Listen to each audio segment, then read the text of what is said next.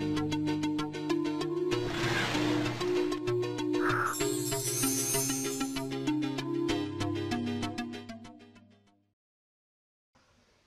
الله الرحمن الرحیم. ګران دوستانو، امید سحاق بیا ستاسو په خدمت کې دی د دې فوټوشاپ درس په دویمه برخه کې.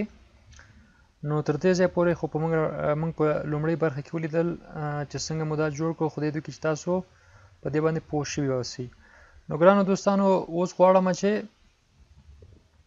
دې ته یو بیکګراوند ورکو، ریفلیکشن ورکو، سوری یا شیډو ورکو.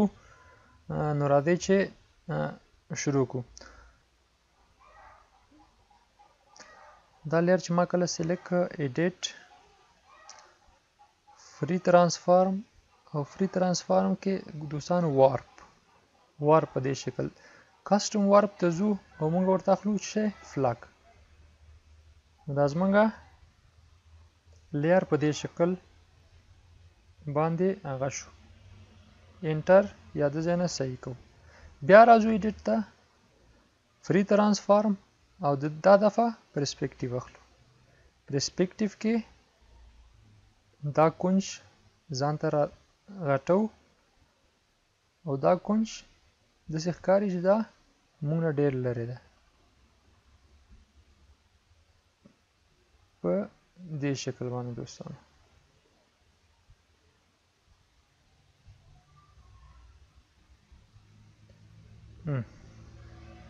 دا شکل به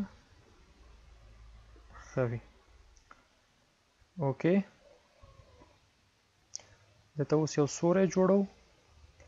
یو نوی لیر اخلمه، لیر راوړو د دې د لاندې، راځو برسونو ته. برش، دا برش یا دا برش دواړه یوه خبره ده. دا سلیکټ کوو، هارډنس به یې 0 او سایز یې څومره چې پکار وي. شفت سره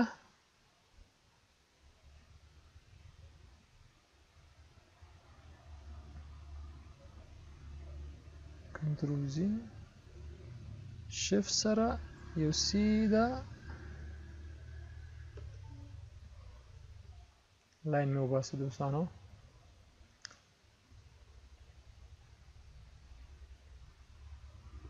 زو ترانسفارم، فری ترانسفارم په ده همچنان موږ پرسپیکټیو استفاده کوو.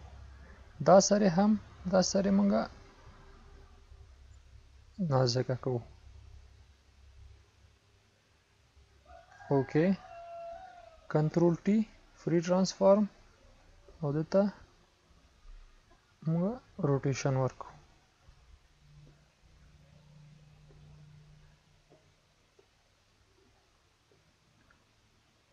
د انکر پوینټ وړو د ځای ته چې کله موږ دته روټیشن ورکو نو دا دقیق ما خپل ځینه تاو شي په دې شکل.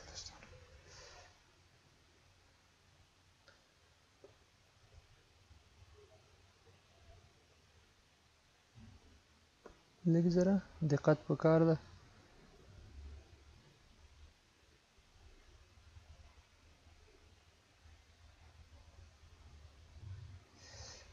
په دې شکل دوستانو دا هم زموږ سوری جوړ شو او ډېر زر به زه دا دنه یوه کاپي راواخلم، کنټرول جی او فری ترانسفارم vertical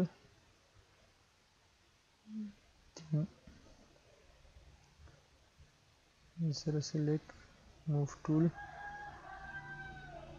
دا راوړو لاندې،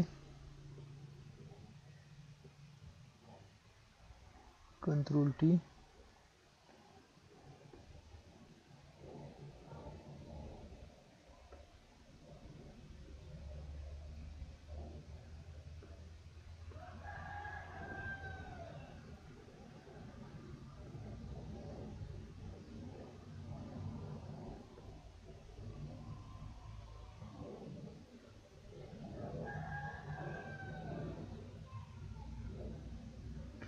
په دې شکل دوستانو انټر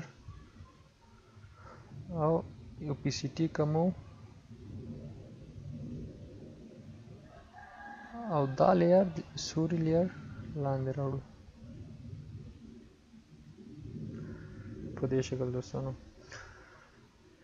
یو ځل بیا دوستانو خدای وکړي دا درس هم خوښ شوی وي، نو د لا زیاتو درسونو دپاره زما د یوټیوب چینل امید سحق چینل خپل نظر پکې ولیکئ، خوښ یې کړئ، لایک یې کړئ، سبسکرایب یې کړئ، تر څو زه وکولی شم چې تاسو نور درسونه تیار کړم. نو په دې هیله دوستانو چې دا درس هم خوښ شوی وي، نور مو په لوی او بخښونکي خدای سپارم، په مخه مو ګلونه.